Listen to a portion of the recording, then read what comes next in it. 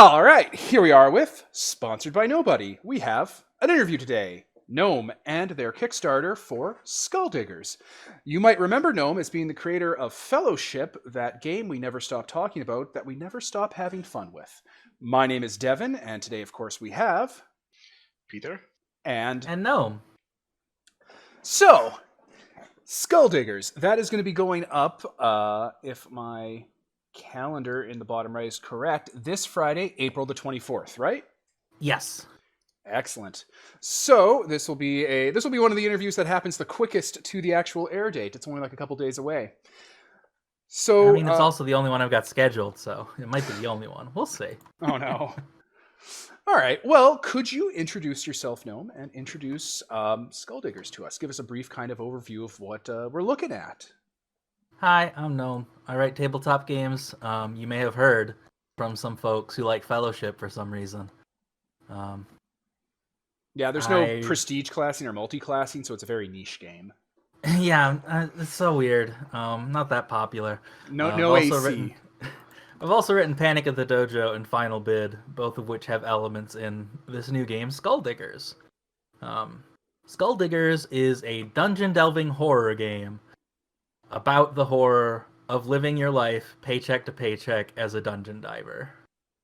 This doesn't sound similar to anything we've interviewed for on this podcast. No, probably. I don't know what you've interviewed for before. For context, we've interviewed Olivia Hill for iHunt, who has a very similar subject matter: the horrors of living paycheck to paycheck in a cruel world run by tyrants and monsters. America iHunt and Freya and Etten's Hardwired Island were inspirations for some of the poverty mechanics. Ooh, Hardwired Island looks really good. I'm waiting for it to be done before I dig into it. The other game was, oh no, I forgot it right in the middle of the interview. Oh well, no. Moving on. Moving on from the segue. So, Skulldiggers, I was designing it with three different premises in mind. The first being that you're not invaders, which is a usual problem with the dungeon delving genre of games, where you go in and you kill a bunch of goblins and take all their stuff, but they were just living there with their stuff, and you stole it, and now you're thieves and conquistadors. And that's bad? Yes, colonialism murder cult simulator is fairly popular, and I don't like it. So one of my premises for this game was to make it so the dungeons were invading you. There are horrible things from underground that are coming up to take over the world, and you have to go in and destroy the source, or they will endlessly respawn. That's really cool, and after this interview, we should talk about that a little bit, because we've had this idea in very previous games. Not as well fleshed out. It's a thing I've seen in a couple places before, but I could not tell you where. I don't remember. It's like, in the back of my mind, I feel like I saw this somewhere. The idea that the dungeon... I'm just gonna do it. The idea that the dungeon is a genius loci, or like a malevolent presence. Like the dungeon itself is the creature you're trying to get rid of. The closest thing I can think of are the living dungeons from 13th Age, but those aren't quite the same. That's the dungeon itself is alive. This isn't that. There is a monster directing the dungeon. Anyway, slightly off topic. Premise number 2 was that you aren't heroes. You aren't like Fellowship. Fellowship is specifically your heroes, and I wanted to write a different game for this. You can already play heroes in Fellowship. Writing another game about heroes and fantasy fighting monsters felt a little redundant. So I mean, you already maxed it out, like. Right. You did it perfect. I've done all I can time. with Fellowship. I don't want to write more of that. I'm writing something different this time. And the third premise was... Actually, no, I should go into it a little more. The way that you're not heroes is that you're like the dregs of society, the folks who don't have jobs, who aren't well-loved, who are doing this because you have no choice. You're the army conscripts in USA. Mm-hmm.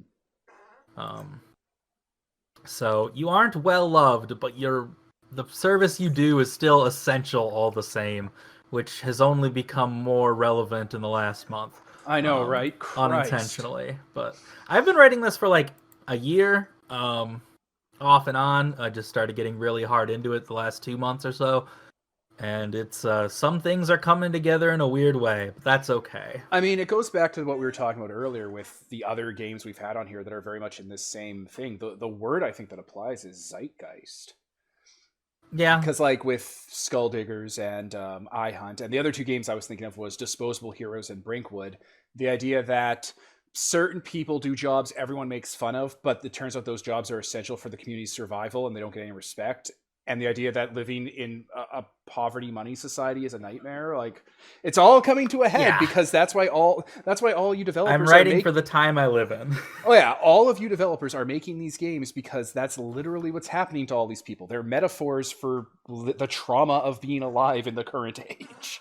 Yeah, which is rough, but also like playing it is kind of cathartic because so far in my experience, players have mostly come out on top, which is nice. Yeah.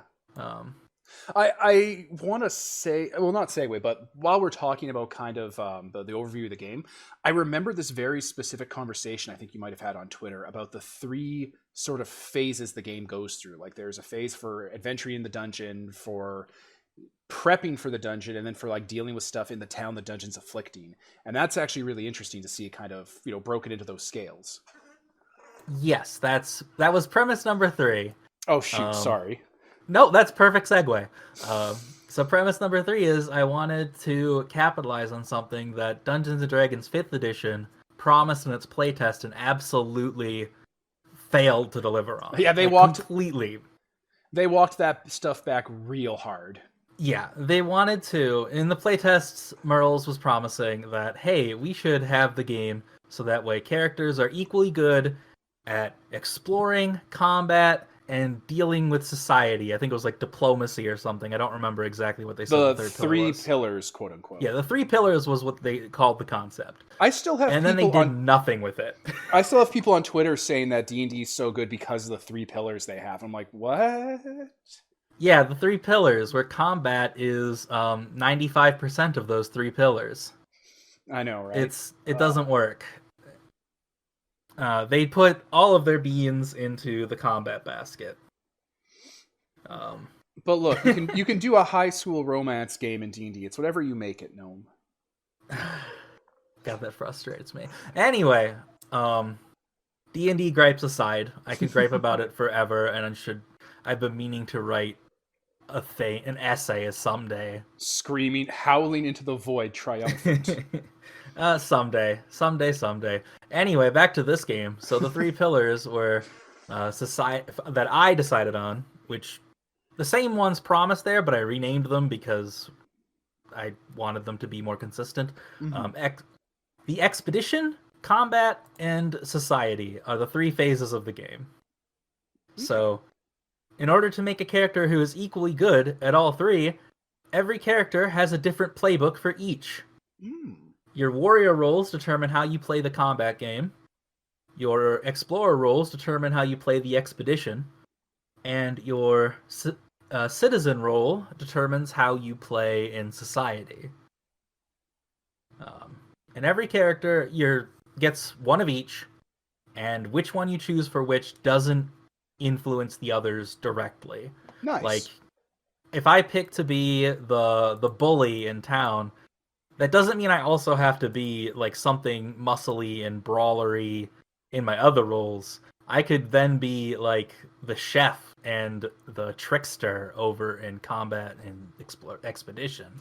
Okay. I'm just really mean to other people around town because I'm a jerk. So when you build your character, do you have like different playbooks you pick for the different roles?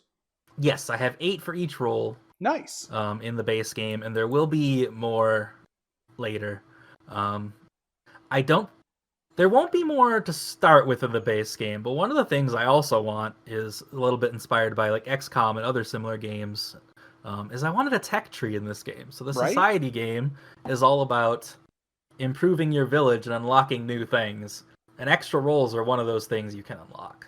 See, that's really cool because that reminds me of like Darkest Dungeon or like Oh, It is a shoot. little Darkest Dungeon inspired, yes.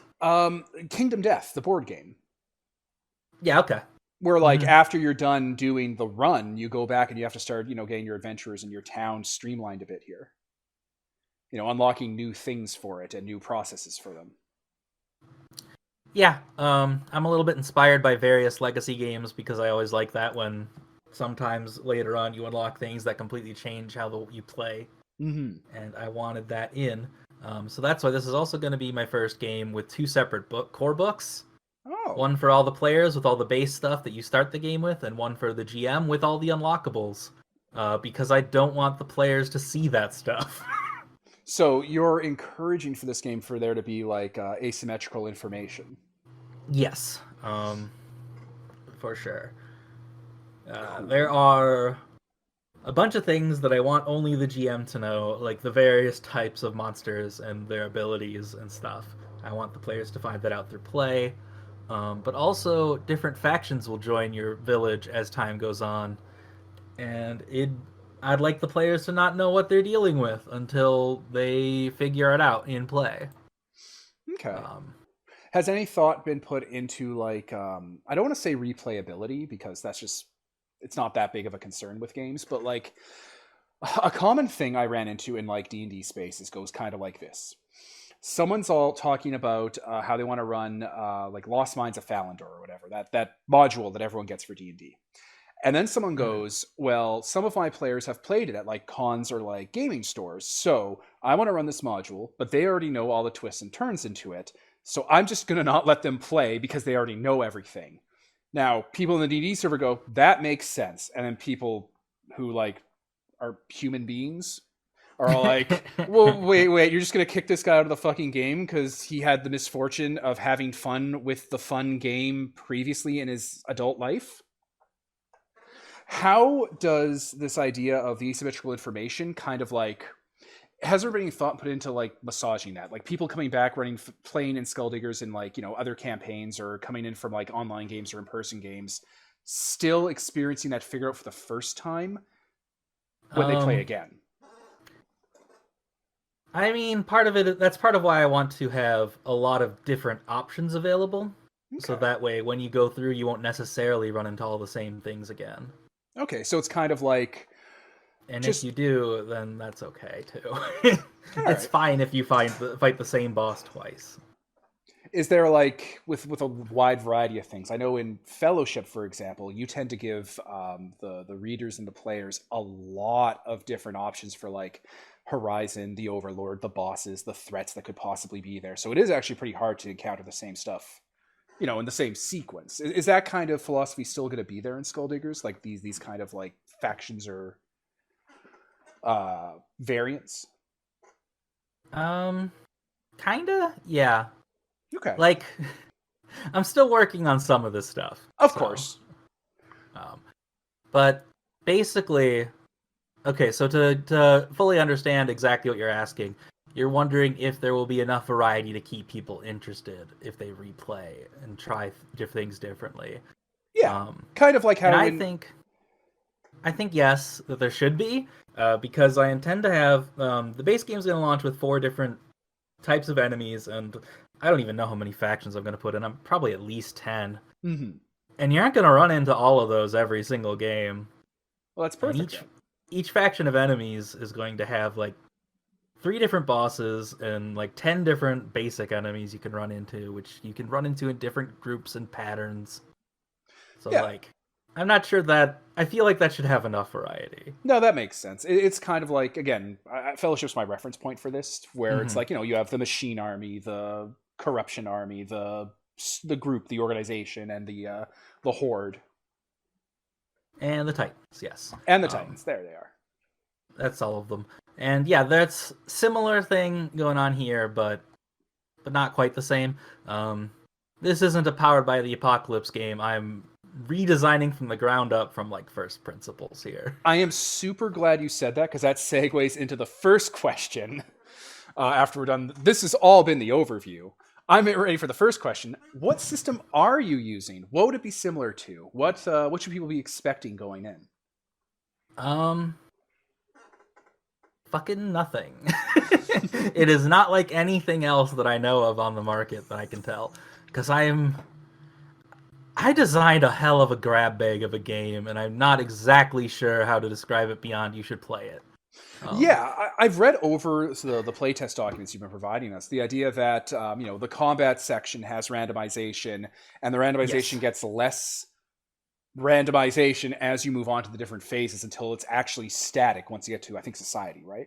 Yes, that's Yeah. right. The society game is a static worker placement game where you are vying for resources, and whoever gets to go first gets to get the best benefit out of whatever they do. Mm-hmm. Players who go later either have to do different things if they want full benefit, or if they want to do something that someone else already did, they get less benefit out of doing it. Yeah, like in one of those cookie clicker games where you can't pop things too consistently, or else you get less and less pay from them. It's a genre of board game that's fairly popular. I haven't played a ton of them, but they're really fucking good. I love them. Argent the Consortium is the big one I've played a lot. Okay. So like, one example is one of the basic options is construction. Allows you to start projects. It is the research of this system. The first player who takes a construction action in a month gets to reduce the cost of something by 4 coins, and if they have enough money, they can just buy out the project from there, or they can continue to reduce the cost over time. If someone's taken that first slot, no one else can. The second slot only reduces it by 2 coins. Okay. So, there is a sort of a fight over resources there, and one of the actions allows you to change where people are in the pecking order. Oh no. So who gets to decide what goes where and when. So there's a vague amount of competitiveness in this alongside the teamwork. Yeah. In the one society game playtest I did, the aristocrat really fucked around with everybody by playing politics and sabotaging other people's actions, and they pissed off everyone so much that by the end of the society game, when we stopped playing for the day, he was almost at the bottom of the initiative order from the top because everyone was so mad and just started gagging up on this guy being a jerk. Guillotine. It was Guillotine. very good. And then the second phase of game, the expedition, is when you leave town to go find the monsters find the castle that they're coming out of, the bone that has broken the earth. And you want to go. You need to do an expedition to find the bone, and then once you do, you need to do an expedition inside of it to destroy the monsters and at their source to stop the bleeding. Sounds like thematically speaking, a little bit like Castlevania. This is the one that's probably the most different from anything else I'm aware of. It is vaguely similar to Hex Crawls, but the randomizer is cards instead of a chart. Because Hex Crawls are all charts and stuff. So when you say cards, I'm assuming you mean like playing cards, right? Yeah, a deck of 52 poker cards with the jokers. Yeah, that sounds fun. You could probably mod those over to tarot cards if you want to get super fancy too, right? No. Aw. You need the playing cards. The playing cards are important. Each suit is a different area. Fair enough. Spades are random encounters. That's where the monsters are. Clubs are dead ends. You can't progress from them. You have to turn back. Oof. Hearts are safe zones. There's nothing there. You have a safe spot. And then diamonds are barriers. You have to deal with an obstacle in order to continue past them. Nice. These can be things like locked doors or buried rubble. Stuff that you'd need stuff to get through. It sort of sets up like a little set piece to kind of work around for that section. Yeah. Cool. So each player also has a hand of cards in this one, in exploration, that they use to influence the cards as they flip. So when you travel, I should actually start from the base for how this game works, because it's different than anything else I've ever played. I made up a new absolutely. thing. So there is a joker that starts face up in play, and that is your town. That is where you started from, where you go back to go home and resupply if you need to. You can travel north, east, south, or west. And when you travel to an area that doesn't have a card, you draw a card from the deck and play it to see what you find there. That is the basic idea of the game. But instead of flipping randomly, well, you are flipping randomly, but then you can modify it with the cards in your hand. So, for example, if you flip up a spade area, but you don't want to do a fight, you could retreat. Is one of the actions. You discard a card to run back to leave the area, so you don't get in that fight. There is try again, where you can discard 2 cards to flip a new card from the top of the deck and see what you get instead. And then there is to replace it entirely, where you play a card from your hand that is bigger than the card you're exploring onto, and you go to that card instead. Okay. So... And the exploration phase, of course, once you actually find, the threats you're seeking out, leads to the combat phase, right? Yes, when you get into an encounter, where the dice hit the table. Then the dice come out, the randomizer. The combat game is based on CeeLo, which is a gambling game. I actually don't know about CeeLo, so... CeeLo is fairly unpopular outside of Japan and China, honestly.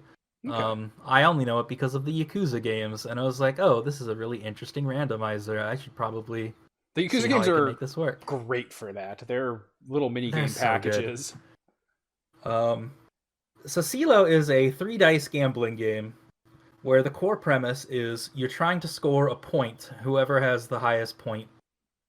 Well, whoever has the highest point wins. Normally, CeeLo has a dealer who rolls, and then everyone tries to beat them, is how it normally works. I threw that out the window. Did something different with it. But the interesting thing is, your point is based on the odd die out. So if you roll a 2, and a 4, you got a 4 points. Your goal is to roll doubles, and your point is the leftover number. Huh. That is the basic roll. You can also get straights. So if you roll a 1, 2, 3, that's a straight. That is also a number. For that one, your point is equal to your highest number plus 2. So the 1, 2, 3, you get a 5. 4, 5, 6, you get an 8. Okay. And then the absolute best result is to roll a triple. If you roll a triple, like a 2, 2, 2, you get equal to your point plus 6.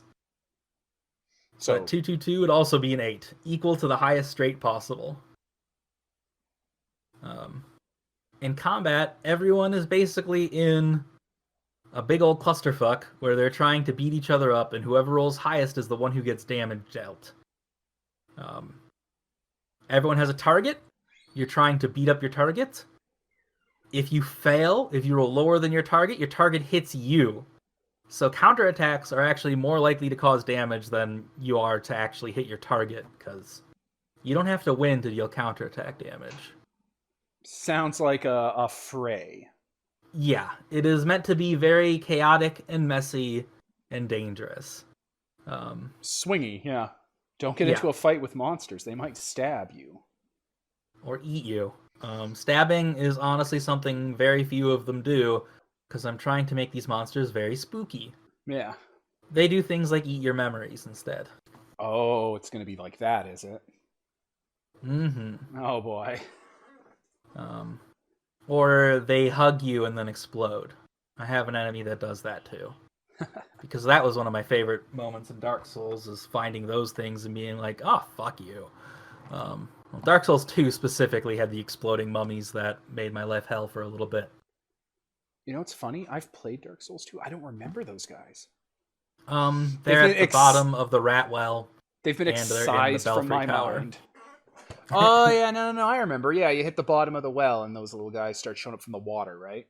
Yes, and then they're like lying down, so you can't even see them until they get up, and then they just dive at you and explode. Yeah, you're unzipping me. It's coming back now. There was a reason I'd forgotten about them.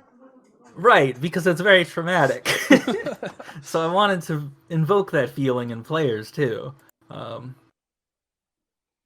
So far in my playtest, actually, the regular enemies are coming along pretty good, but the bosses are kind of weak, and I need to buff them a bit. Well, that's interesting. It's cool how you can kind of figure that out just while you're iterating. Yeah, that's something to work on. Something for next version.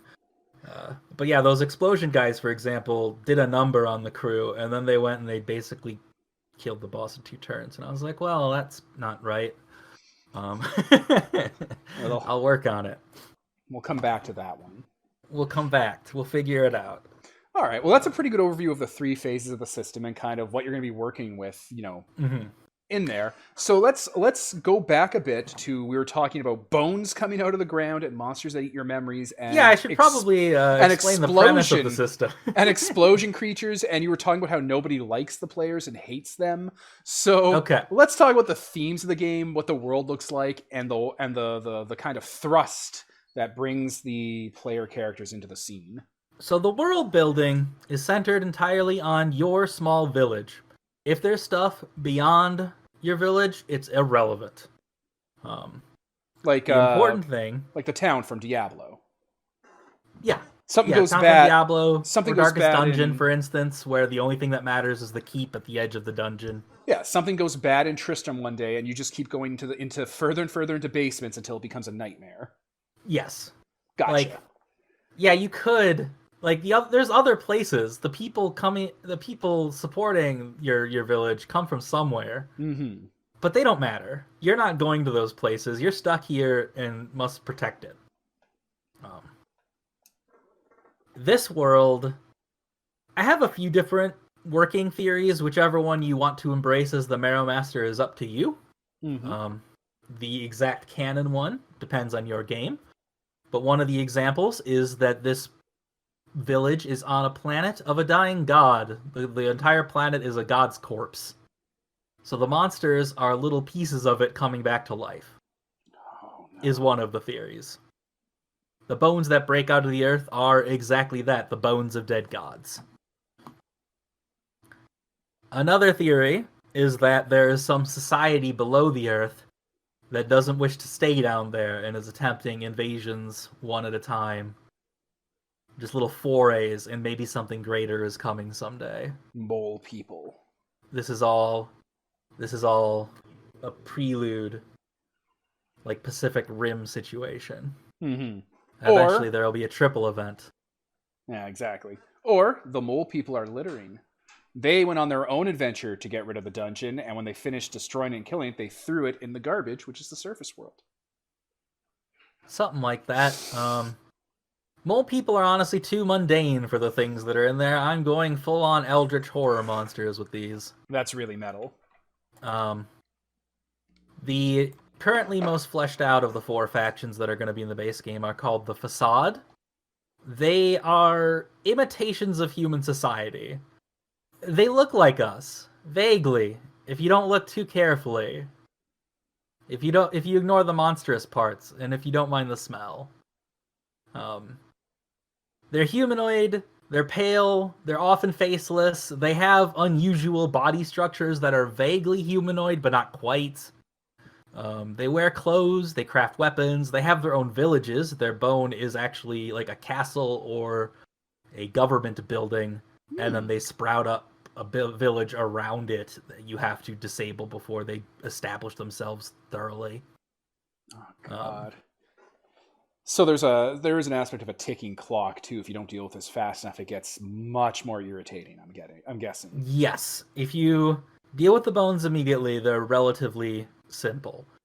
But the longer you hold off while a bone is there, like if you decide to play some society game turns before going to the bone, that would be very bad very quickly. They get worse rapidly.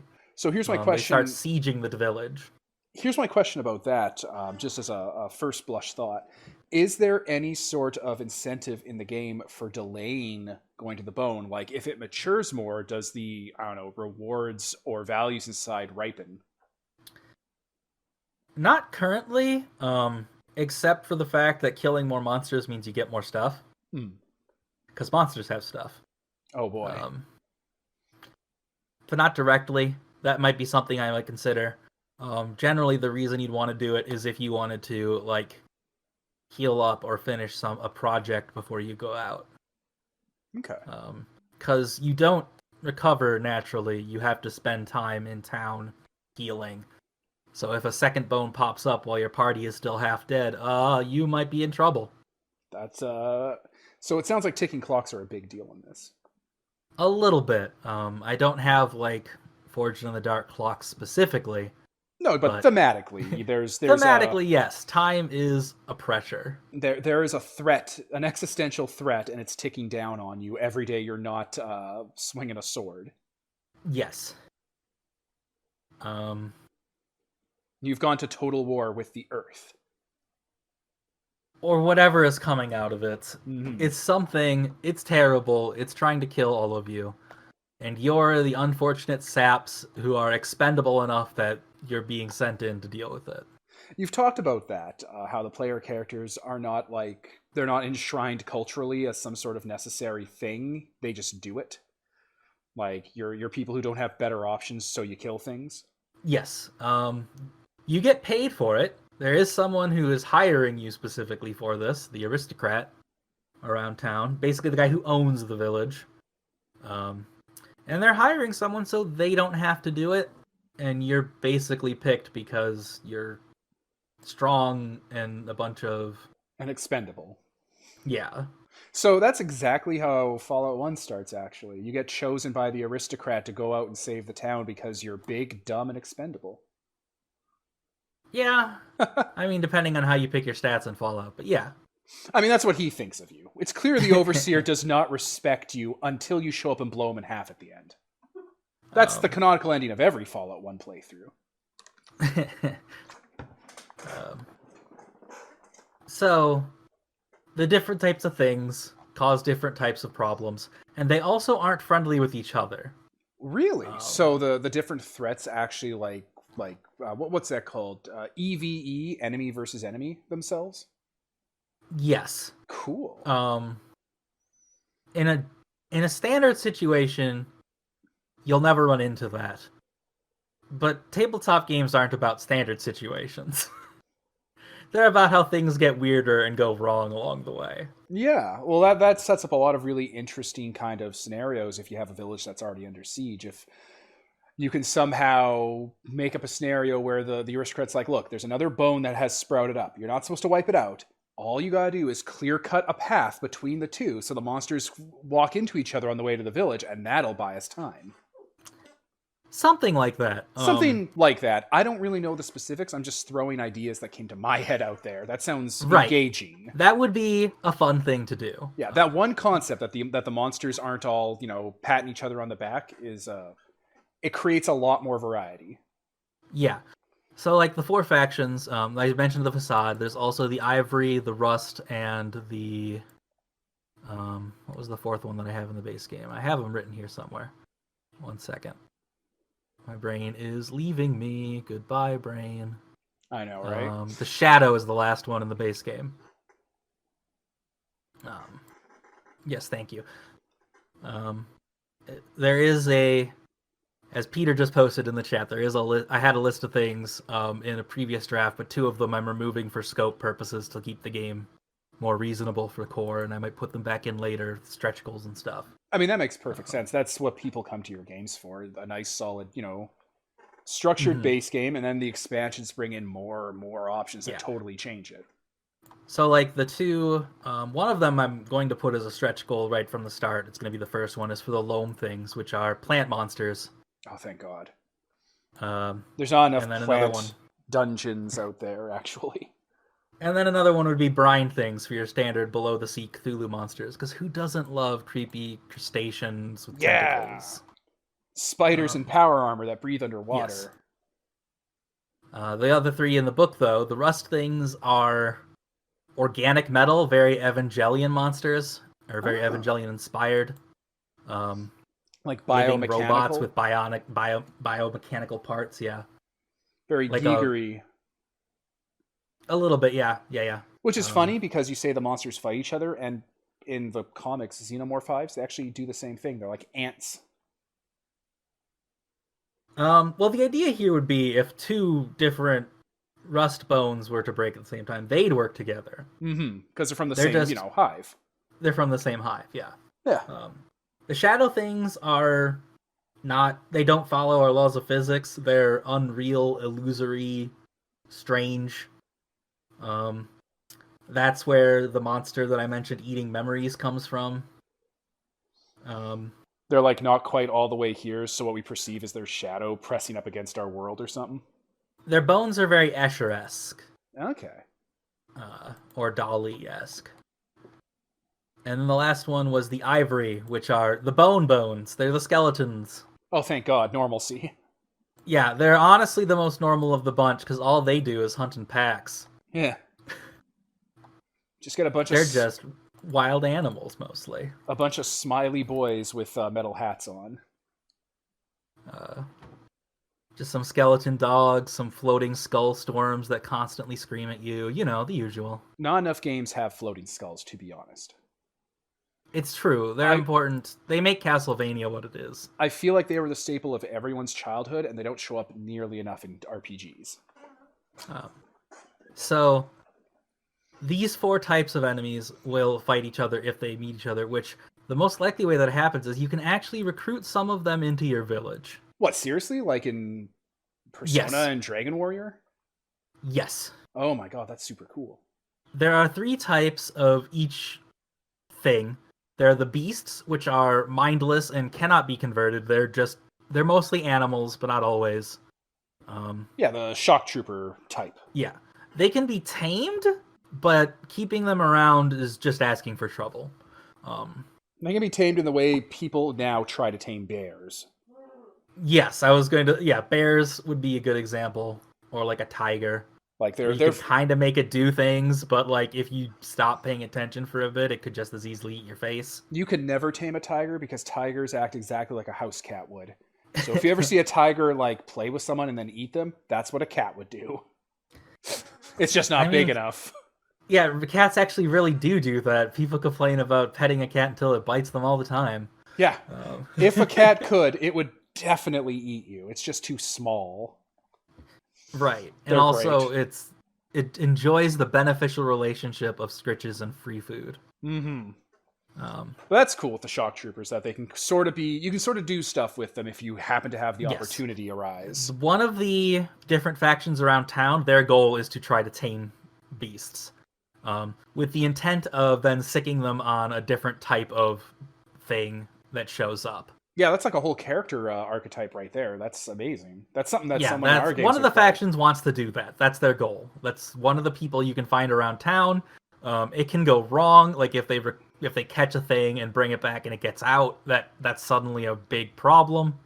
You might have some casualties around the city. Anyway, that brings us to the third type. I'm skipping the second type for now. The third type are the lords. They control the bones. There is only one of those per dungeon. They control the dungeon, they protect the marrow. If you kill them, you can destroy the heart that makes more monsters. Right. You cannot recruit the lords.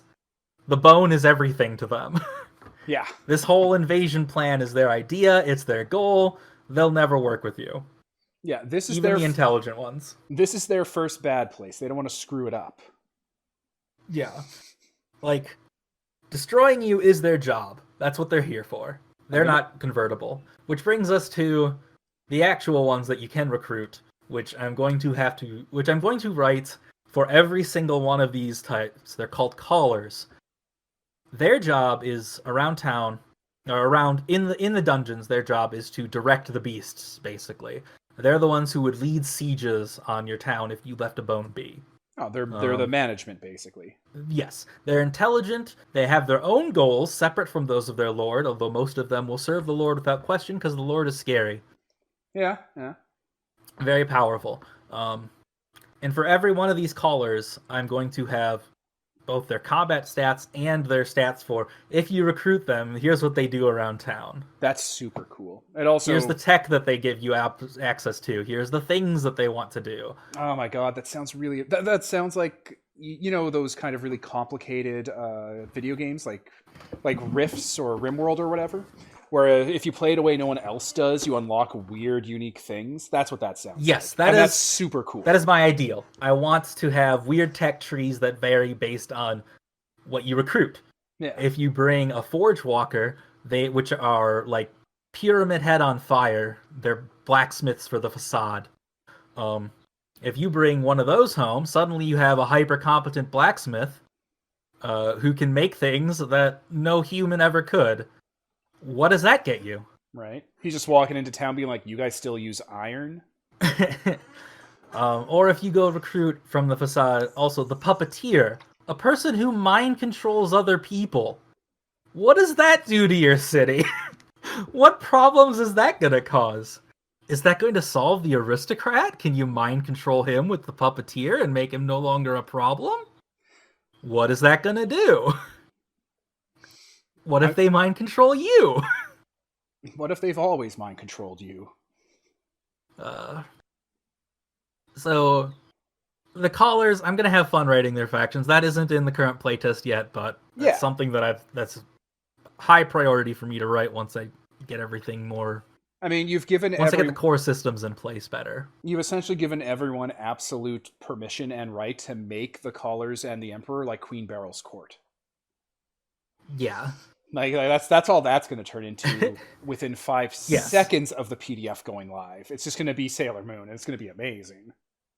And that also is where some of those unlockable roles are going to come from. Like if you recruit a puppeteer, someone could now play the puppeteer role, someone in combat who mind controls enemies and makes them attack themselves. Oh, that's cool. So you were talking about enjoying legacy-style games. Is that aspect going to exist in Skulldiggers? Like, if we lose our adventurers, will the things for that town that are unlocked be persistent for the next group of people? Is that intentional? Well, the idea is if people die, new people show up. I know, like that's sort of the standard for every game forever. Obviously, you know, I'm being a bit obvious with that one, right? But well, no, I mean to go more into that, I mean, you can have multiple characters. You don't have to play just one guy. Oh, that's super fun. Each player can actually have 3 characters. And part of the reason I put that rule in is so that way, if you recruit the puppeteer and someone wants to play them in the dungeon, you don't have to kill your old character first. You can just have a second character. Your main character goes on retirement for a bit. So or goes on vacation.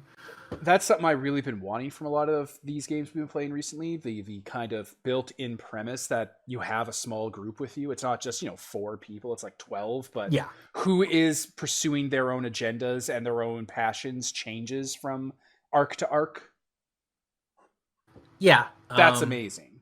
Part of the reason I wanted this, again, was so as you unlock more things, you can just try them out. Yeah. Or if you don't like them, you can retire a character entirely and just say, they don't have to die. You can just send them out and make it someone else. Yeah, he's taken a break this invasion. Yeah. You don't have to kill your character to respec. One of the 3 ways to lose your characters, because there's one for each of the 3 games. You can get lost in the expedition, you can die in combat, or in society, you can be so poor that you are forced into retirement. You have to take up a day job to get by, and you can no longer be an adventurer. I thought it was going to be you go to jail, debtor's prison. No, the sheriff can take you to jail, but that only makes you lose your next turn. Okay, I thought it was going to get super dark. Debtor's prison. The ultimate villain of society. I don't think the society, like if it had a debtor's prison, the consequence of that would be, okay, everyone in the debtor's prison is going into the bones. Sir, all the debtors you threw into the bones came back as fodder. Yeah. All right. Well, that's pretty interesting. Like all that kind of comes together into like a really kind of visceral play loop. You can kind of see all the different parts working. Mm-hmm. You talked about the aristocrat earlier and how they're the person who's paying you, but as far as I remember from the playtest, it's only once.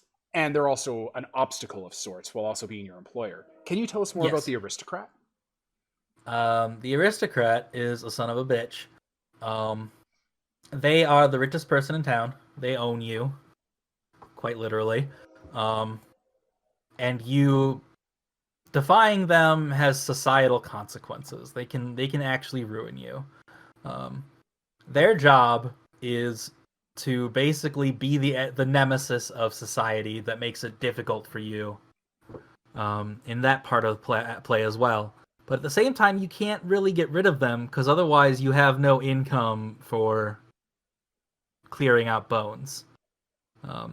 They pay you for a job well done, which, as you said, right now in the game, the price is just 6 coins each. I'm probably going to increase that, actually, because In practice, that is kind of low after some of the haul from the treasure you get. Yeah. I need the aristocrat to be valuable enough that killing them has consequences. Yeah, because it sounds like after you finish like clearing out the countryside and making everything peaceful and nice again, the first thing you do when you get back into town is kill that rich guy. The final boss. Not much of a boss, honestly. He doesn't have combat stats. If you try to kill him, you'll probably succeed. I'm just imagining You'll also probably go to jail forever. Screaming the whole time about how we're all unchained now. The two factions that are always in your village at the start of the game are the aristocrat and the sheriff, and I might make a third to join because they don't do a ton at the beginning. They count as their own faction, like they have their own kind of... Yes, they get their own turn during society game, and at the beginning, they're at the top of the pecking order, so they do stuff before you. They take up actions you might want to take. And the book is written in such a way as to kind of direct the kind of referee in how to run their AI, essentially. Like what their priorities are, what kind of they're looking to do, what their interests are. Yes, the aristocrat's priority is generally to do whatever thing they think the adventurers want to do most. What, to get it first? Yes. What a dick! The aristocrat has infinite money and infinite favor, so nothing they do actually matters in society to them. Oh, so such a dick for move. Example, right after one of the dungeons, after one of my playtests, all the players had a bunch of courage damage. Their courage was marked up really bad. So the aristocrat went to therapy first because because someone said something mean to him, and he was sad. Am I a good ruler? Of course I am. The people but he tolerate took up that therapy slot so no one else could have it. The people tolerate you, Your Majesty. Or another thing he did is he immediately took the politics action to lower the priest 3 slots in the pecking order because they were too popular. Ow. So they went all the way to the bottom of the turn order for society. So can players use those actions to throw NPC factions down the ladder? Yes. Cool. Politics lets you pick anyone, and you either raise or lower them by 3 for the full benefit slot, or by 1 for the reduced benefit slot. Okay. However, the aristocrat actually has a protection against this. Oh, I was just about to ask. Because of course they do. All right, there it is. Whenever you try to lower their slot, whenever anything lowers their slot in the pecking order, they are lowered 1 less. Oh, okay. Well, that's not bad. No, it's not too bad, but it does make it very annoying to try to push them down. It's better to actually lift someone over them. Yeah, that starts to become clear with the strategies. Yeah. The aristocrat also really likes playing politics. They'll do it a lot. It's their favorite action.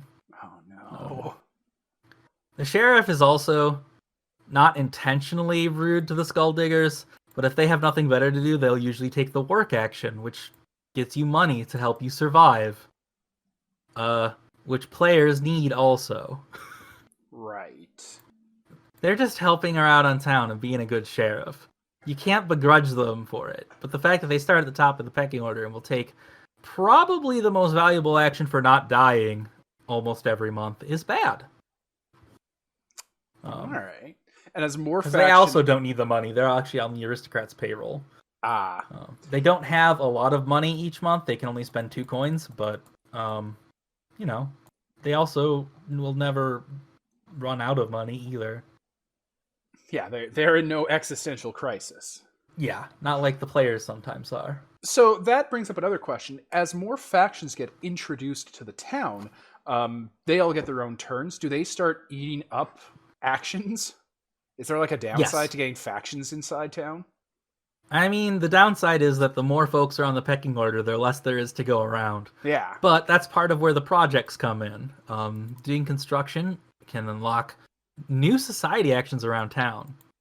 So you can just add new things to do to your city.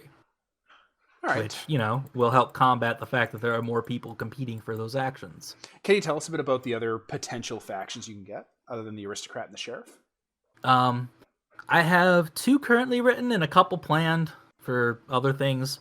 I And I especially need to write some of those other ones before the playtest draft goes out to Kickstarter backers, because the two that are currently in are both bad. And I would like to have a couple ones that are good, so that way people don't assume everyone coming to town is bad. You've only written evil so far, eh? I have only written terrible things, and I need to write, like, if a blacksmith comes to your town, that's good. If a doctor shows up, that's good. I need to write a doctor, like a blacksmith, a merchant, a couple other things. Maybe like a black market dealer could show up. That'd be fun. Oh yeah. Bunch of stuff like that. I think the new XCOM has that. You have your standard store, and then you have the gray market. Yeah, where you can sell alien junk for cash. Sweet cash. Because right now, the only way to get money around town is everything you sell goes to the aristocrat. They're the ones who buy all your stuff. If the aristocrat isn't in town, you have no way to get money from the treasure you get from looting. Oh, really? Yes. So, like, a merchant showing up to also buy your stuff would probably be a good extra faction to write. Yeah. So that's on my short list of priorities. Some other things. They'll have maybe different prices, different consequences for working with them versus other people. I don't know. I'll figure it out. Well, in the meantime, the two that are currently written are the Sin Speakers, who I mentioned briefly when we were talking about recruiting things, because that's what they want to do. Mm-hmm. They're the people who want to convince callers to join you and try to tame different beasts. So that way, like, if you have this giant machine monster and a facade bone shows up, they want to be able to go like, okay, go, and just unleash it in their general direction and hope for the best. I actually am planning to have the Sin Speakers, if you ally with them, if you don't just destroy them or whatever, a combat role where you have a beast as a pet that you command. That's awesome. That's exactly what a lot of people are going to immediately go for. That's one of the cooler aspects of these types of games. The Sin Speakers, however, are trying to do all their stuff in secret. They're actually their core ability, like the aristocrat can't be lowered and the pecking order stuff abilities, is that they pretend to be a different faction. What? You only find out that they're a Sin Speaker after they start bringing monsters into town. So, like, if you had, like, the Therapist faction, it could be, spoiler alert, they're Silent Hill cultists? Yeah, you could turn out your doctor's a cultist. Oh, no. Or your merchant, or your blacksmith, or whoever. The other faction I have right now is the Cult of the End, who are rooting for the things to wipe out society. You're killing me here. Why are they allowed in town? Well, because they're also trying to be secret. Ah, there it is.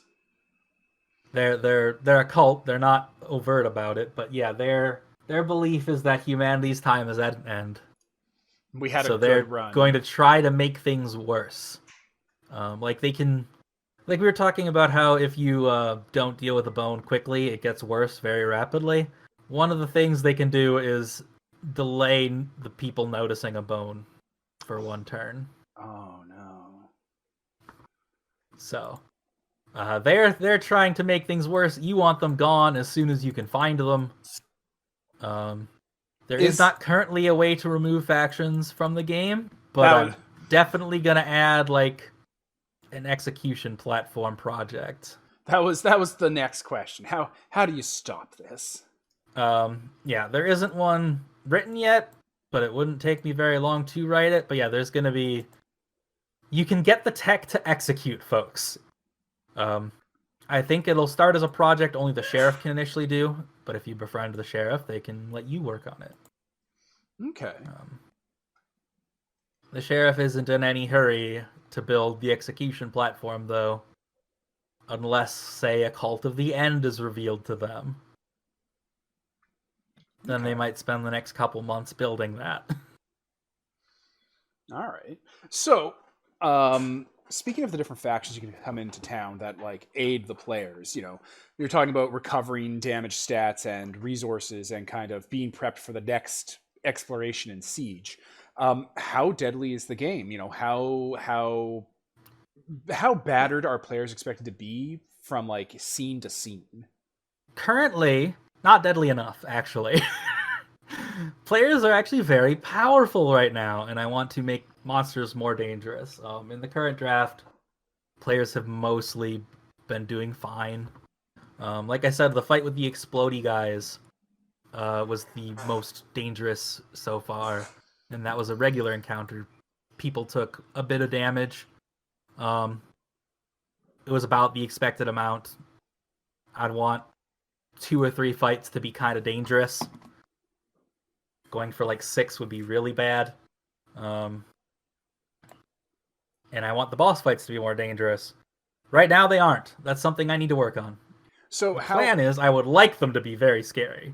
from like a structure point of view, like people playing this game, how many sessions do you expect it to take to like siege and completely wipe out like a bone, like harvest its marrow and bring it to the aristocrat? 1 session, pretty much. Okay. Um, the expedition game, the quickest one I've had where they found the exit like right away took like 15 minutes. But on average, they're taking like 45 minutes to an hour.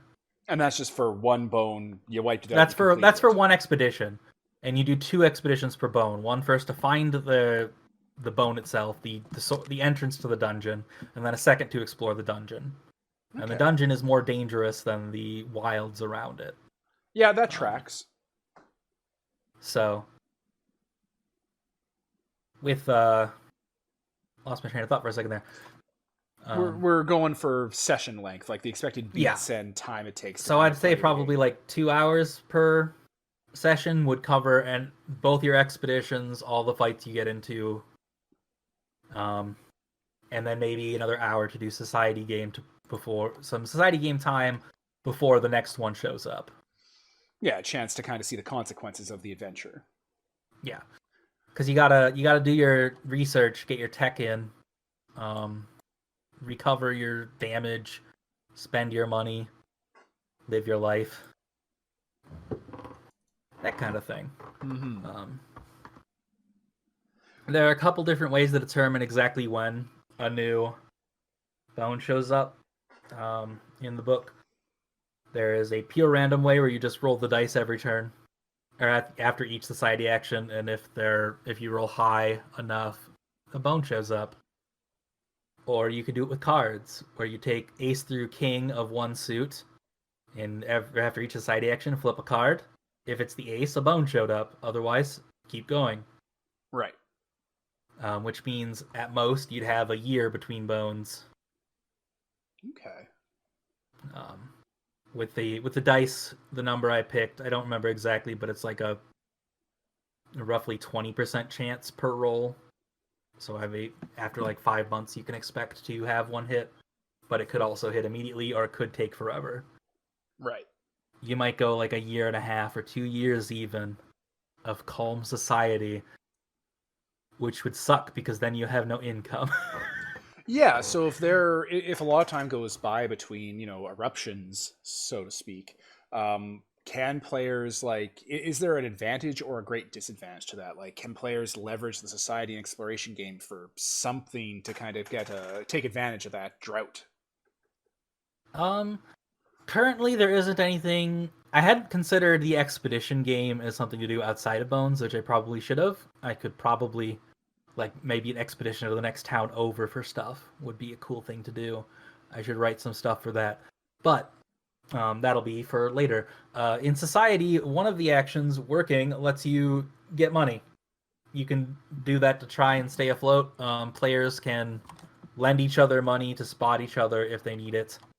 The way the spending works is every month players must spend 1 coin to maintain their current lifestyle, 2 coins to go up a lifestyle, where better lifestyles have better. You recover better, and you, at the top of it, in luxury, you can actually take 2 society actions per turn.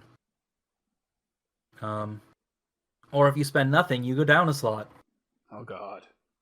So, and if you go all the way to the bottom, the lowest tier is retirement, where your character can no longer afford this and has to quit being a skull digger. They leave the play. They're no longer a faction around town. They're just gone. They're an NPC now. Make a new character. Okay. So there's also a few other ways to make money among the various society roles. For example, I haven't talked about any of the roles yet, but they're all pretty powerful and change the way the game works. Would you like to kind of get into the rules now, just as an opportunity to Yeah, talk about the different since we're playbooks, talking quote about unquote? society and how to survive, one of my favorites is the bully. They guard an action at the start of each society turn. Like, I don't want anyone playing politics. I'm gonna put my little bully mini over the politics action. If anyone takes it, they have to spend me 2 coins, or they have to give me two of their coins, or else the action fails. Nice. Can you do that to the Uh, aristocrat? you can do that to the aristocrat. He has infinite money though, so he'll always pay you. Yeah. But you only get the money if someone bothers taking that action. So you can prevent people from doing things you don't want them to, and you get money if they do it anyway. Yeah. Honestly, the bully's main job at the beginning of the game is pretty much, okay, what do I think the aristocrat will do to fuck with us? Probably politics or sabotage. I should guard one of those. Yeah, let's profit off of that a little. Yeah. They stop guarding things once they take their turn, so the bully actually wants to be as low on the pecking order as possible. Being popular makes them worse at their job. The next role on the list is the carpenter. It doesn't cost them anything to do construction, and they always get full benefit even when taking slots other than the full benefit slot. So they're extremely good at getting new buildings put in place and expanding your village. They have like improvements that make it so that way they can actually, their construction also decreases costs of projects even more. They can get more done faster. They gain favor from completing projects.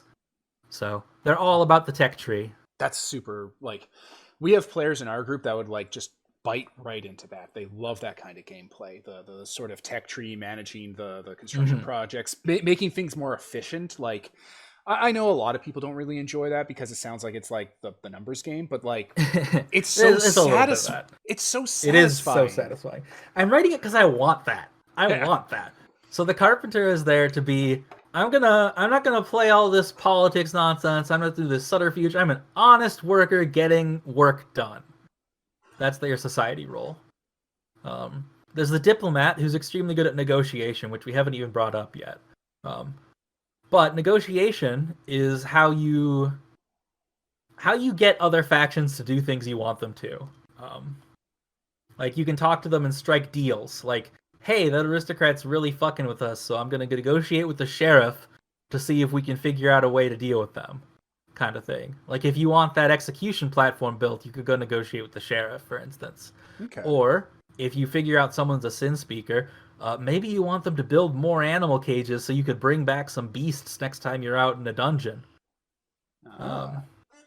So you go negotiate with them to get them to do some stuff for you. The diplomat is extremely good at negotiation and generally gets what they want easier than other folks. Okay.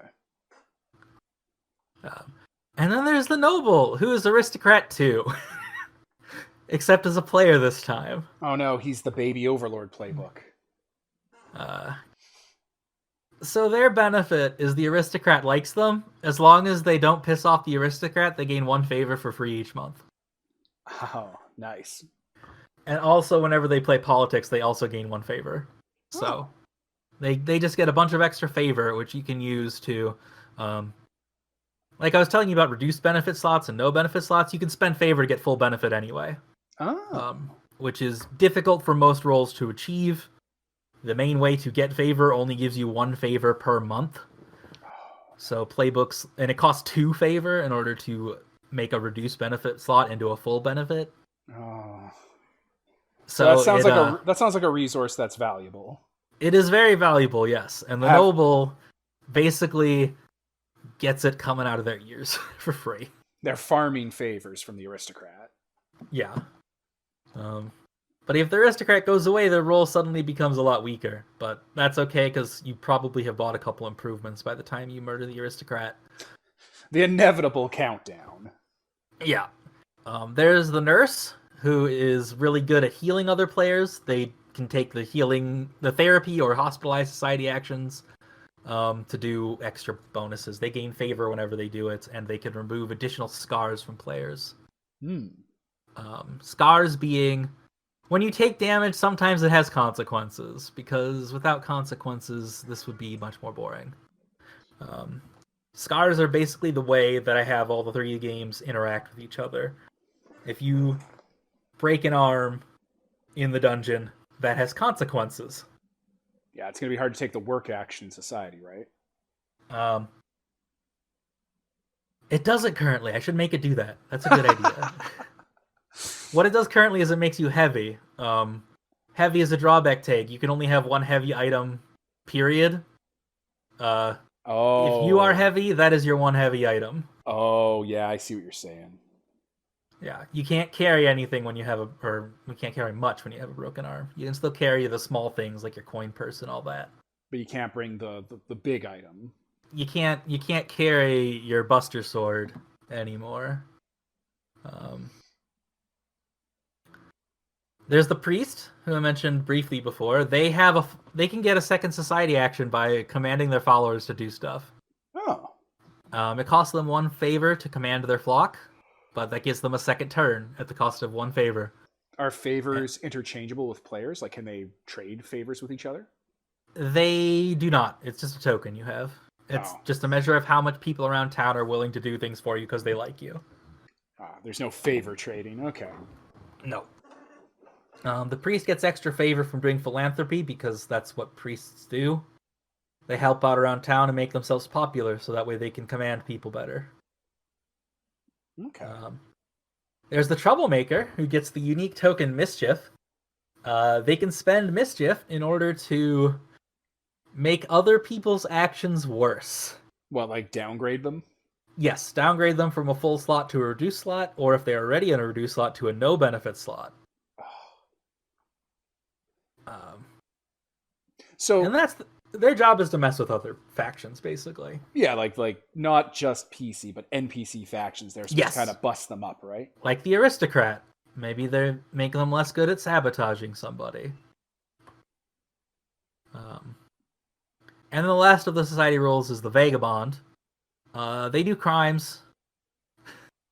There is a crime basic society action that anyone can do, but has severe costs associated with it. The vagabond does it without those costs. They do it for free. They're good at crime. One of their upgrades I really love is community service. You can perform philanthropy when you have jail time.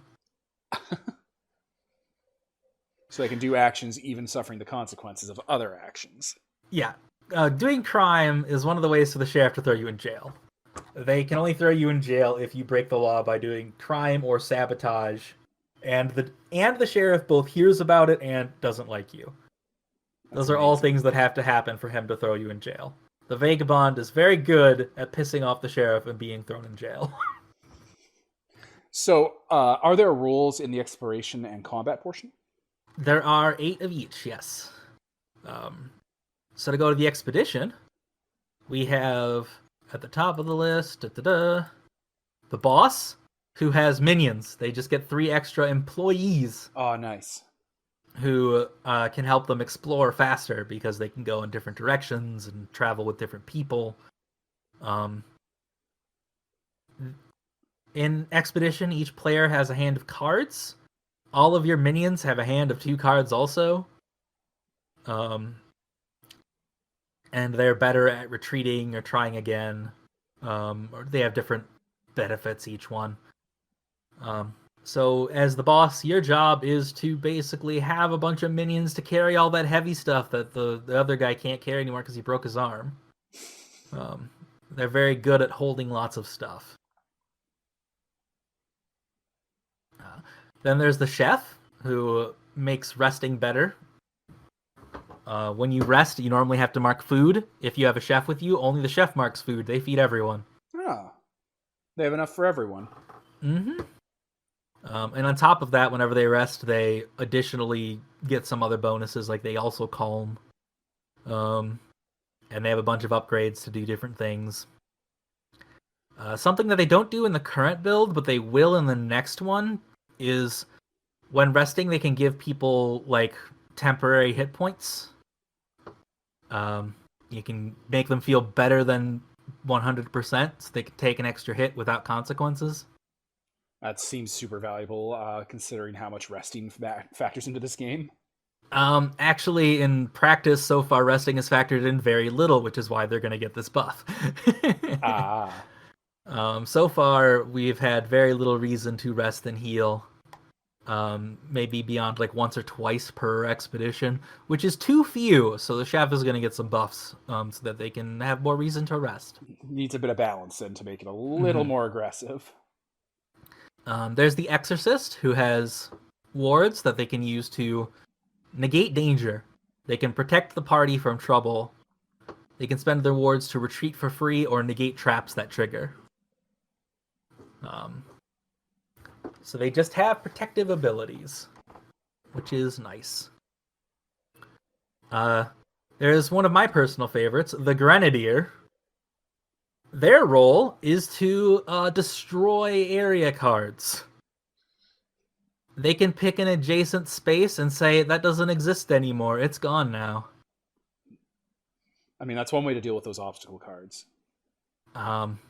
They can do it twice per expedition, which is, enough, I'd say. Yeah. Just, that card's gone, don't want to deal with it. Any monsters that were on it, also dead. Any treasure that was on it, also gone, I blew it up.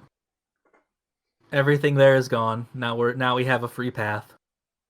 I did it. I cleared the paths. There is the Keeper, who just has a huge hand of cards. They draw 4 extra cards at the start of the game, or the expedition. And they can trade cards with other players. Oh. So, you asked about trading favor tokens. Well, the Keeper can't do that, but they can trade cards. So people can get what they need to do stuff. Or so you can hand more cards to the Grenadier so they can blow up more cards. Because the limiter on that is their hand size, which is very small. Oh. That's interesting. That means you can kind of work the party together to keep fueling people with get out of trouble free cards. Mm-hmm. That is the Keeper's job, to make sure everyone else does their jobs best. There's the Muscle, who is extremely good at breaking barriers. It doesn't cost them a turn to destroy barriers, and they can still explore or rest after doing it. And they can also use break barriers to destroy clubs, which are dead ends. They can make it so, hey, this isn't a dead end anymore. We can go where we want. Oh, nice. And then there is the Ranger, who explores 2 cards at a time instead of 1. They get to flip over, they draw 2 cards and decide which one is the area they're moving into, and then the second one they place somewhere next to the area they moved into. So they get to adjust the map more than others because, well, they know the way. They're good with the wilderness and exploring. Right. And then lastly, one of the most popular roles in my playtest so far, the Sneak. They don't get noticed by enemies immediately if they're alone. So they can explore by themselves, and they will never trigger traps or random attacks from enemies. If they flip up spades or clubs, they can just keep going. They still can't go through areas with enemies, like they have to turn back. But they don't trigger fights automatically, so they can explore safely, which a lot of people like because safe is good. People do like to fall back on that. Mm-hmm. Especially in a game that I'm advertising as dangerous. People like not being in trouble. Just got to pump those numbers up. All right. So that leaves us with the combat rules, I believe, right? Yes. There are also 8 of those because I like symmetry, and because I thought that would be a good enough number that parties could have a lot of variety in who they want in their team. Absolutely. First up is the Assassin. The Assassin does a fuck ton of damage. That's their job. They pick a target, and they get to add +1 to their die roll, which is bigger than it sounds because, again, the numbers can go from like 1 to 8 generally. Around 40% of your rolls will be between 1 and 6. Right. Another 40% will be a miss. higher than that is only like 15% of the time. And their bonus increases by +1 each turn that they continue attacking the same target. Oh, there it is. So it's +1, then +2, then +3. Yeah, there it is. There's the killer right there. There's the kicker, yep. As long as they keep focused on the same enemy, the assassin can just destroy them eventually. And all of their improvements are crazy nonsense that makes them ridiculous. One of my favorites being highly competitive. When you get a tie with someone else's point during a beatdown, you get +1 point. If you are now tied with someone else, repeat this process. Oh. The assassin wins ties, period. Next we have the Brawler, one of the 2 tanky roles in this build, among these 8 roles. Their role is to charge in and stick close to someone like glue. Whenever an enemy moves away from you, whenever your target moves away from you, you can immediately close in for free. So they can just stick to you like glue and prevent you from doing other stuff. Their weapon is Mighty also, which means that whenever they hit you, they can move you 1 range away from someone else. So you can push them away from all your friends. And then follow them. And then follow them for free. That sounds like the video game dynamic in the new Doom, where it's all based on chasing and separating the critters from each other. It's something like that. I haven't played the new Doom. Either of them. I meant to say, the 2016 and its sequel. Like, they both have that gameplay style where it really incentivizes just running straight at one of them and never stopping. Yeah, that's the Brawler's job. Also kind of the Assassin's job, but they're doing it to kill you. The Brawler's doing it so you can't focus on anyone but them, because they're constantly just pushing you away from all their friends. Aggressive. There's the Chemist, which the one player's played it so far friggin' loved the Chemist. Their thing is that their weapon is explosive. They throw grenades that can hit a second target beyond your main target. And their unique ability is that they can add extra tags to those things once per combat. They can add the fire tag, so your explosion sets everyone on fire. Sticky, so it roots them all in place. Holy, which gives you +2 point against things. Or an explosive +2, so it can hit up to 4 targets instead of just 2. That's pretty cool. It reminds me unique. It reminds me a lot of the Firestarter Destiny from Fellowship, actually. Like, once you take it, you the person permanently have like different attribute tags to play around with. Yeah, kind of like that. But the tags are a little more important here than they were over in Fellowship. Yeah, I've been partially because I didn't make very many tags in Fellowship, and then I was kind of limited by that. This game has a lot more tags, and all of them matter more. Cool. So it's a very rock, paper, scissors for different situations and scenarios. I mean, you kind of want to use all of them every combat. It's just a matter of which one you use when. Pile them on. They also have every roll has a unique bonus, which lets them, if you roll high, you can get a bonus on your roll, or you can put yourself in danger with a regular roll to add a bonus. And their bonus is extra spicy. They can add another tag from their list to their attack this turn. And this extra tag from extra spicy doesn't count towards their once per combat limit, and can even be tags they've already used. Oh. So you could make a fire sticky weapon, so they're both stuck in place and on fire, so you can just stand back and let them burn. Next roll up is the Daredevil. Their thing is when they're in danger, they get increased points. They can take damage to increase their points. Their job is to win. Their shtick at any cost. Their shtick seems to be risk. Yeah, they're highly risk reward. They have the largest damage track of anyone. They can take the most hits, but they also hurt themselves. And they can get extremely high dice rolls very quickly. And that's their job. Just win the beatdown. Be the one who wins the beatdown. Whatever it takes. There's the Gunner, whose job is that they can, instead of rolling to attack, they can just deal 5 damage. That's their thing. They have to be at sight range. If enemies are closer than that, you can't take your steady shot. So their gameplay is about keeping at the right range so they can deal consistent, steady damage.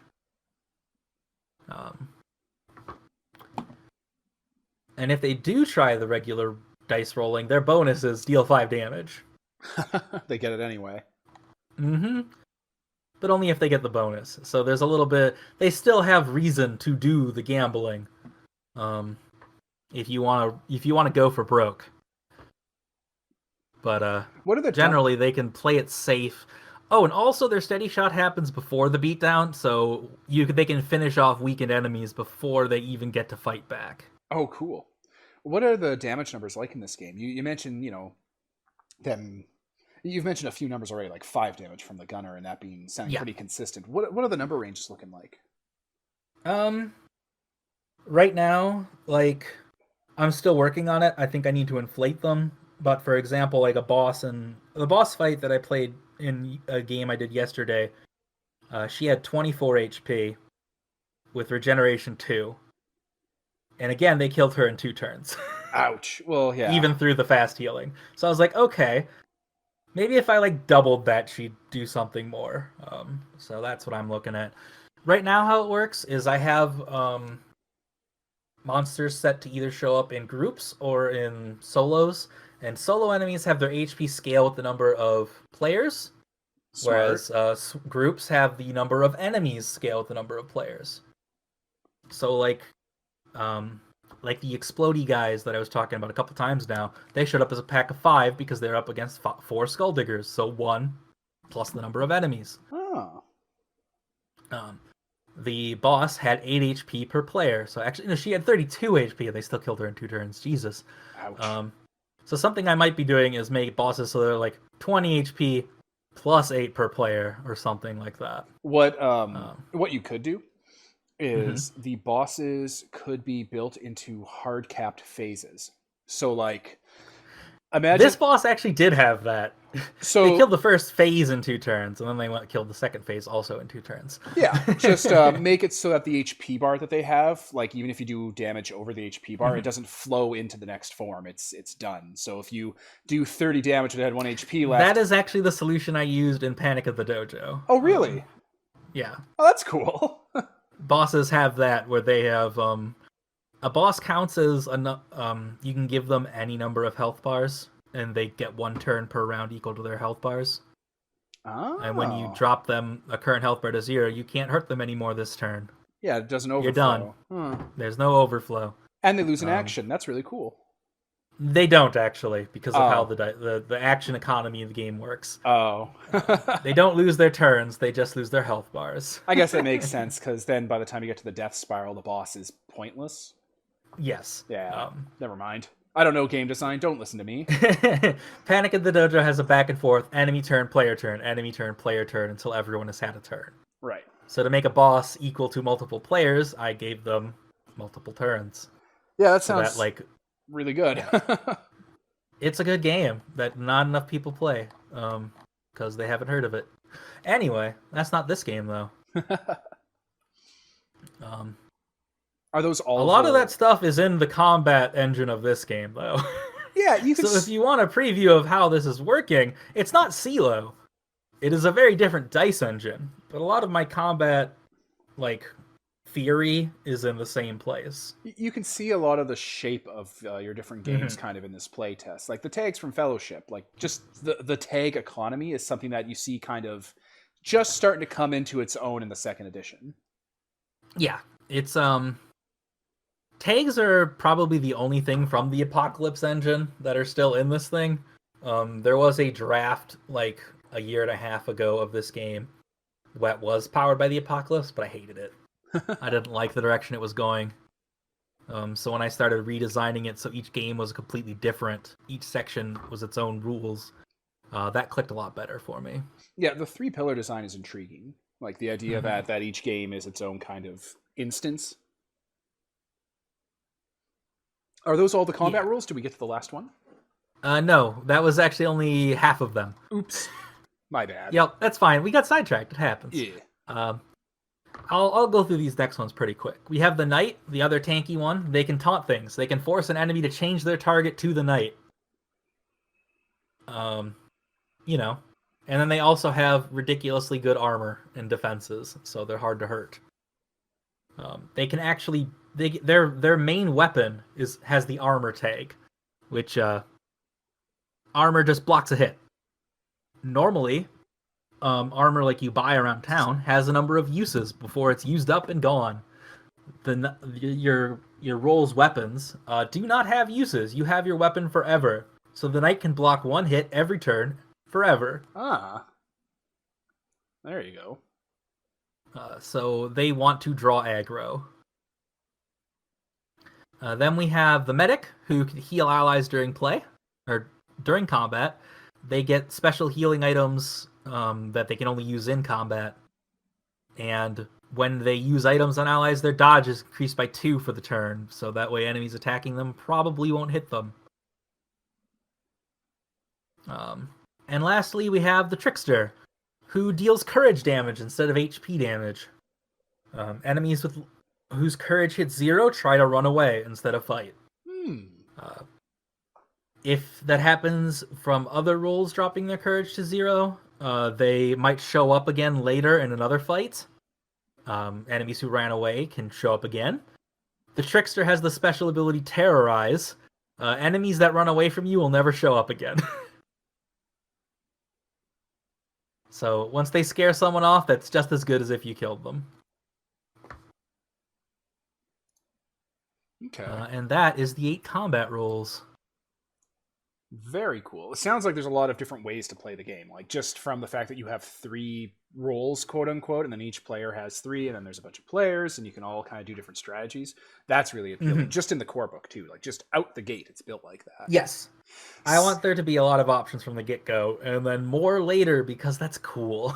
So you go into the dungeon, you get the treasure, you get the marrow. What are the kind of cool, like, the rewards you get from the dungeon? Do any of them change your character fundamentally? Like, are there, like, cool magic items that... There are cool magic items, yes. Nothing that currently changes your character, though should absolutely include some stuff that changes you. Because this is a horror game. That sounds totally in keeping. Mm-hmm. Like maybe one of your arms becomes a tentacle or something. I don't know. I should do something like that. That's fun. But yeah, there are magic items. Currently, right now, the ones I have are kind of basic. They're stuff like healing potions. Are an artifact that is actually very good to get because they can remove a scar in the middle of the dungeon. You don't have to come home and wait for your broken arm to heal. You can take a potion and now it's better. Ways to cure scars are few and far between outside of time. Time and those playbooks you were talking about, the rolls. I mean, none of the rolls even remove scars. You have to do society actions to remove them. Oh, okay. I misunderstood with the medic then, or not the medic, yes. The society medic. Yeah, the nurse. The nurse is good at doing the society actions that remove scars. Yes, they remove an extra scar when doing them, so they heal you faster than other players would. The other items, the other artifacts that I have in the build are things like some magic swords, some different kinds of treasures you can find in different places. One of them is a boomstick, a shotgun that shoots dynamite. Oh god. Because why wouldn't you want a shotgun that shoots dynamite? And that's it so far. There aren't a ton of them, but I should absolutely have a bunch in the full game. Right. I want to write just a bunch of zany crap. And transformative items I hadn't even considered, but I shoulda. That's a great idea, and I will be including some, because that sounds fun, and I know exactly how to do it, too. It'd be like, replace one of the scars on your sheet with a different one. That's exciting. That's something to look forward to, that. Like, your knight can no longer have a broken arm, because you replaced your bones with, like, I don't know, something weird. You replaced your bones with machine parts. From the rust, so now you have cyborg arms Now your scar with breaking your arms has been replaced with your arms can jam. All right, that seems like an excellent You, segue. Then talking about kind of the appropriate amount of transformation in body horror in this game to like the themes and inspiration of it. Can you tell us kind of where this game came from what the things you like and enjoy? um, I mean, I've always been a fan of horror. I just haven't liked most horror tabletop RPGs, so I've been meaning to take a crack at it for forever. You mean you don't like Um, horror tabletop RPGs that have the equipment list from Shadowrun and give you the stat block for damaging Dagon? You don't like that? You don't think that's evocative? I mean, you're saying it like I didn't put a stat block on all my horror things too.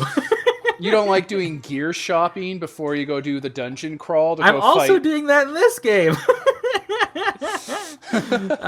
You fool! I'm just making it simpler. Look, I didn't I'm say making it easy to be scared. I didn't say I didn't like 4 hours of shopping in Shadowrun horror. I'm just saying I would like it to be easier and simpler. Yeah, a lot of horror games are kind of too complicated on the wrong parts, I think. Yeah, that's actually a pretty solid statement, actually. I want the complicated part to be the choices you have to make. Yeah. Like whether or not you want to bring Pyramid Head on Fire back to your town because he's a really good blacksmith, but he's also literally Pyramid Head on fire with a giant fuck off sword. You picked the wrong example. Everyone's going to do that 100% of the time, and it's going to turn into a visual novel. I mean, if that's how it plays out, that's fine. You can go date Pyramid Head if you want. Tell me how that goes. When you do the Valentine's, At me on Twitter about it. do a Valentine's Day edition, being like, what if we went into the dungeon and instead of fighting, we kissed Pyramid Head? There, done. 7,000. All right, I'm gonna write that down for a Valentine's expansion idea. 7,000 triple platinum on DTRPG. The beloved things, monsters that kill you with kindness. Yeah. So horror is a big inspiration. What about like from gameplay point of view? There's a lot of different games that are kind of living in Skull Diggers as far as I've seen it so far. Yeah, dungeon diving isn't exactly new. It's kind of like it's where RPGs started. Yeah. And I've always wanted to like it more than I do.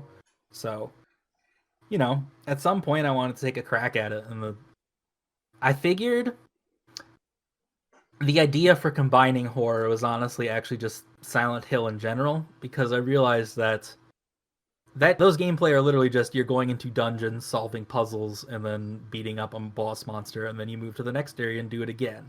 I mean, I was like, this is literally dungeon diving, Yeah. except through a weird horror realm. And I was like, this kind of fits. It's dungeon diving for people who can't afford a psychologist. Yeah. And I kind of wanted to just, I don't know.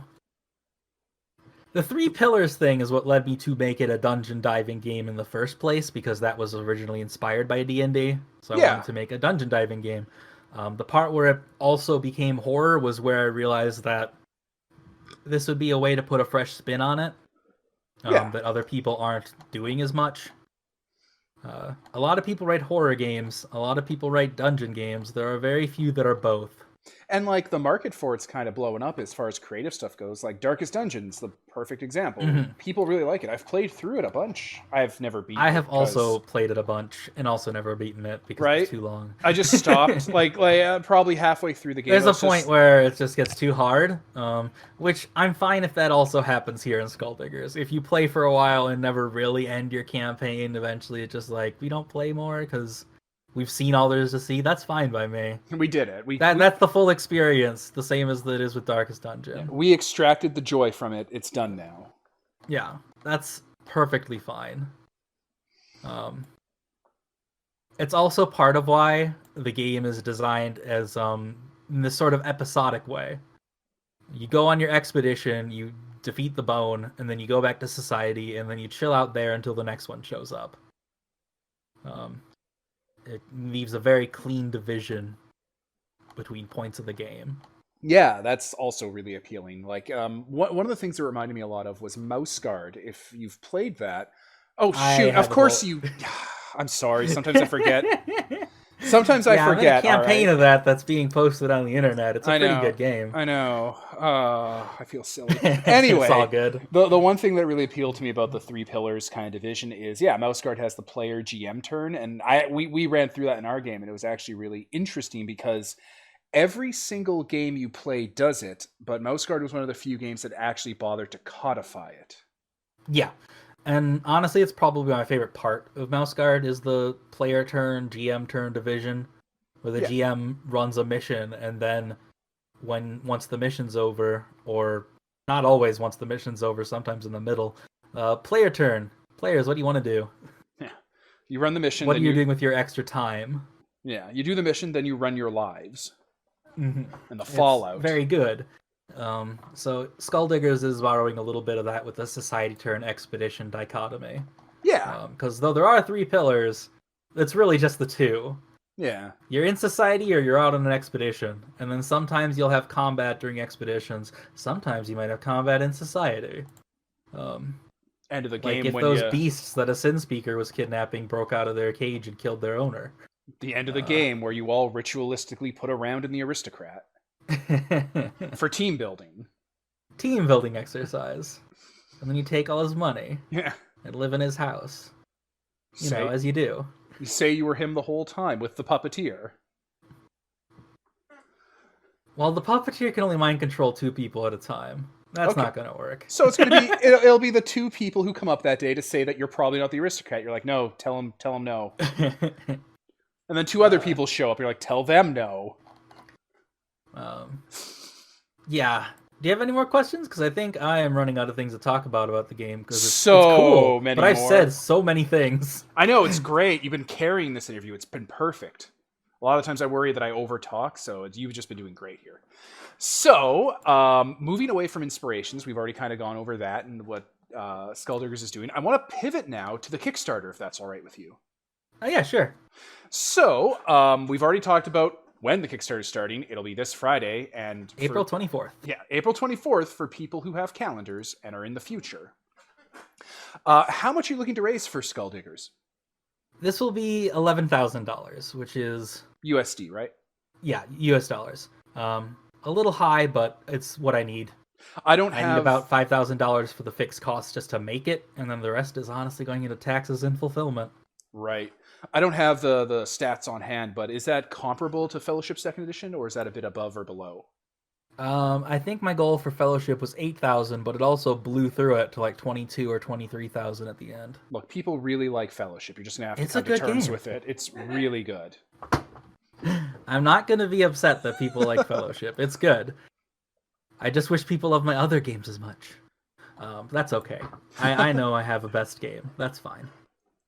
All right. So yeah, we were saying 11,000. When do you think Skulldiggers, like the final PDF / when do you figure the final PDF, and then when do you figure the physical book will be done? Final PDF is usually about a month before physical books, just because that's about how long the turnaround takes. Makes sense. I wrote on the Kickstarter January 2021 is when I want the game to be out. Okay. I don't know if it'll take that long or if it'll take a little longer, because it's hard to tell, because this is probably my biggest project yet. It definitely has a lot of the only thing similarly complicated has been Panic at the Dojo, which also took a little longer than I estimated. So I added a little extra time over what I expect. We'll see if I can still make that or not. That makes sense. I mean, Skulldiggers, just from what we've been talking about, is a lot more bespoke and customized than the other games you've done. Like, Fellowship, of course, had a framework before it that you were kind of able to bounce off of, but this is all kind of handmade. I mean, yeah, part of what makes Fellowship tick is the fact that it's very open. I wrote ideas and rules to frame ideas. It's your job to actually make the material for Fellowship. Mm-hmm. This game is a little different in that I am making a world this time. The exact details of the world are a little up in the air, but there's a lot here that's defined. There are repeatable patterns. Yeah. And they need to work because every table is going to be interacting with them. Mhm. There's a lot here, a lot that people are gonna like. I'm sure some people will be super into wanting to get the Evangelion robot people on board, um, or maybe the plant people once that expansion is written. I'm desperately, and I do this with every new game we kind of look at, I'm desperately going through the catalog of ideas in my head and how I can make this game fit those. Like, we'll talk about this a bit at the end, but just to segue to Fellowship briefly, it was Fellowship that made me think we could actually run Transformers because no other game could do it. Every other Yeah, game I am that still surprised that that worked, honestly. it worked seamlessly. I didn't have to change one goddamn thing. But every other Yeah, game, which is a surprise to me, honestly, because I'm not too familiar with Transformers, but I didn't expect that to work. oh, it's all there, and like the IDW comics for them are really, really good for it. There's a Like lot the going extent of on. my Transformers knowledge is I know who Starscream is. Oh man, but yeah, for this game, I'm looking through that catalog, seeing what kind of can be made to fit. You know, maybe the game is different in my head, where instead of it being you going to go fight the monsters in the tower, it's about going to like capture or befriend them or any sort of things. You know, maybe it's about a modern game with real work job problems. But I'm waiting for the final PDF before I start doing that work. I love games like this where like you've clearly built them with a very defined play loop in mind and seen how that play loop can apply to other ideas while still keeping the play loop like preserved. I look forward to hearing about whatever the fuck you do with that, because you have done off the wall stuff with Fellowship. Well, So, thank you. We appreciate that. I'll pass that on to the gang. They always like hearing that. um, like, I'm not gonna pretend I understand how you make it work. I'm just going to be happy that it does. honest honest to Christ, I just use the core book. Like all the stuff I'm doing is in the Fellowship Second Edition book. It's just there. I just saw I it. just wrote that good by mistake. Anyway, With the right back to the Kickstarter questions for this one. So the next natural question, now that we know kind of the release time frame, what are the kind of cool rewards that are do you think you might have loaded into this one? So I'm doing my basic structure that I've done in the past because it's worked. And doing more complicated things, in my experience, doesn't work. Yeah, So you fair. can get the PDFs, you can get the books in print. Same fulfillment strategy as I'm always using. You pay me some of the cost now, and you will order the book at cost when it's available. I'll have coupon codes to get them for the minimum value. Yeah, You only pay for what it costs to print it and what it costs to ship it. that's awesome. Everyone likes that. Yeah. And then I Um, have my usual prestige goals where for $120 you can get me to sign both of your books and mail them to you personally. I think I did that for Fellowship. I'm excited for that one. Yeah. Then I probably have a book with your name on it over in the corner of my room I'm waiting on. That's so Last one. cool. So, and I also am doing two rewards that have been popular in the past, especially with Fellowship, is I'm going to have one that lets you design a monster that I will add to the game, Nice. and one that will let you design a role that I'll add to the game. Yeah, I love those rewards. They're perfect. They're always nice. Yeah. The first stretch goal will be, right now my plan is for those extra things and extra roles to be Kickstarter exclusives. The first stretch goal will be I will put them in the third book. Okay. With extra stuff. It'll be Unorthodox Tactics is the title I have for it, and it'll just be a grab bag of expansion content. That's super fun. Without a focus. Then future stretch goals would be for expansions that are more focused, like an expansion of Loam Things, just an entire thing about the plant monsters and their dungeons. What happens if you recruit them in town? Different factions for them, different projects involving them, stuff like that. You sound really passionate about the plant monster faction. I'm gonna say you've brought it up a lot. We can Well, tell. it's because it's the next one. Yeah. It's also the only one that I have written in as this is going locked in for a stretch goal slot. Yeah. After that, I've written, I want to write more expansions. I don't know what order I'll want to write these expansions in. So this will fund those so that way when I finish them, you just get their PDFs if you back the Kickstarter. I just can't wait for it to be done so our town can be just covered in piranha plants. Yeah, I'll need to include some projects for like anti-siege stuff, so you can let a bone flourish for a little bit and Oh yeah, that'd be cool. hold them off. It'd be like in Fallout 4, where once you build your civilization, you can then play soldiers with them and let raids attack. Yeah, yeah, kind of like that. You can Let finally let see your it town's all. defenses keep you safe for a bit. Yeah. The satisfaction of a job well done paying off with violence. Um, Automated violence. mm-hmm. All right, so you answered my question about stretch goals, actually, which was the next one on the list. The final thing I kind of want to ask about Kickstarter-wise is who else is working on this with you? Who are you bringing on board? Editor, writer, artist side. Nobody, just me. Just you. This one is going to be all me. I don't intend to hire artists because I have a very specific look I want to do, which you can see in the Kickstarter art if you've seen it before. I haven't. If not, you will see it soon because I'm going to link it to you in a second. Yeah, throw me that link. I'll throw it in the podcast episode. There you go. But you're doing the art, then that means. Yes, I am doing the drawings. Oh, that's cool. Because I want to have a very sketchy style to it. Yeah, like pencil drawn. Yeah, I see what you're going for. That looks cool. Mm-hmm. Very old timey journal. Yeah, I will probably hire somebody to do the cover art because I want that to look good, but I haven't decided who or planned that out. That'll come later. Makes sense. All right. Art budget has been a big part of the holdup in other things in the past, and a large part of Kickstarter costs. Yeah, art is the perennial pain point for every TTRPG Kickstarter I've ever talked with. So I'm just gonna draw everything myself. I just want to draw a bunch of sketches of creepy monster things and then just put them in the book as is. That's awesome. And it's fine if they don't look great. I'm not the best artist, but I'm good enough. And also, it kind of makes them look creepier if they don't look right. Like those old-timey sketches of what elephants and tigers looked like from third-hand accounts that no one's ever seen Well, before. not quite like that. More like, have you played Off? I have not played Off, but if you're familiar with the art style, yeah, that's kind of what I'm going for. Is like, you know what's going on with these. They look creepy and weird and incorrect. And that's what I'm going for. That's perfect. All right, so this is your, I think, 6th Kickstarter, right? That sounds right. Is there any sort of thoughts or ideas you've had that you'd throw at other people who are looking to kickstart stuff for TTRPGs? Like any sort of lessons you've learned you want to put out there? Because you've been pretty successful with Fellowship. That thing blew it out of the water. Well, that one also had a following to begin with. The 2 Kickstarters before that both barely passed by.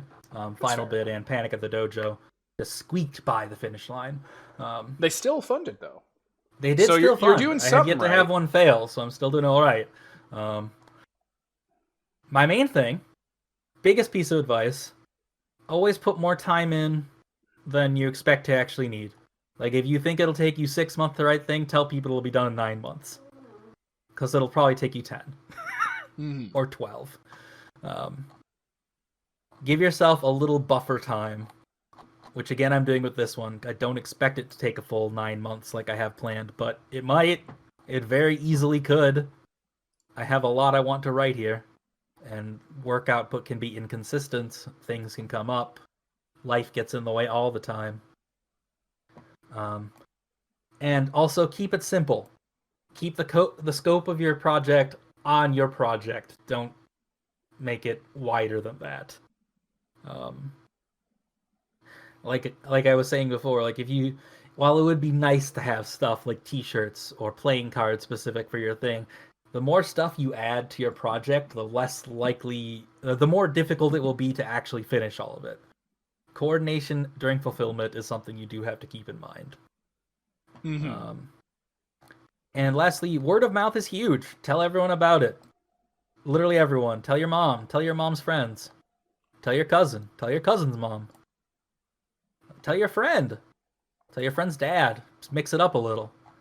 Tell everyone you know, because some of them might want it, Some of them might want to support you just for being you, because they like you, but they won't unless you tell them about it.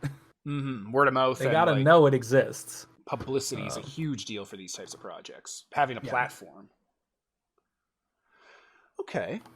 Well, I think that's everything I have about Skulldiggers, unless you have anything else you felt that we just haven't been able to bring up that you want to throw out there. No, I think that about covers it. I can't think of anything else to cover because I've talked about basically everything currently in the books. That's perfect. Well, I think then, so it's time for us to kind of wind down then. So again, listeners, April 24th, that's coming up. That's where you can check out the Kickstarter. The link will be in the description of the episode. But I think it's time for us to sign off. So, I was Devin. And Peter. And Gnome. And this is sponsored by Nobody. Signing off.